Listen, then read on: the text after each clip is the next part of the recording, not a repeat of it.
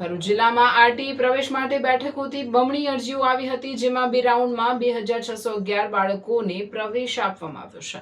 હવે આગામી દિવસોમાં ત્રીજો રાઉન્ડ યોજાનાર છે. ભરૂચ જિલ્લામાં આરટીઈ અધિનિયમ હેઠળ ધોરણ 1માં નિઃશુલ્ક પ્રવેશ યોજના માટે આ વર્ષે ભારે પ્રતિસાદ જોવા મળ્યો છે. વર્ષ 2026-27 માટે કુલ 3106 બેઠકો સામે 7736 અરજીઓ નોંધાઈ, જેમાંથી 5628 અરજીઓને મંજૂરી કરવામાં આવી. અપૂરતા દસ્તાવેજોના કારણે 351 અરજીઓ રદ થઈ ગઈ, જ્યારે 1757 અરજીઓ વાલીઓ દ્વારા પોતે જ રદ કરવામાં આવી હતી.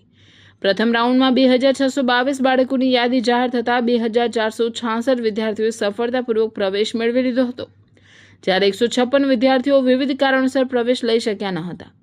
બીજા રાઉન્ડમાં 209 વિદ્યાર્થીઓની યાદી બહાર પાડવામાં આવી, જેમાંથી 145 બાળકોને પ્રવેશ મળ્યો છે અને 64 વિદ્યાર્થીઓએ પ્રવેશ લીધો નથી. હવે બાકી રહેલી બેઠકો માટે ત્રીજા રાઉન્ડની જાહેરાત ટૂંક સમયમાં કરવામાં આવશે.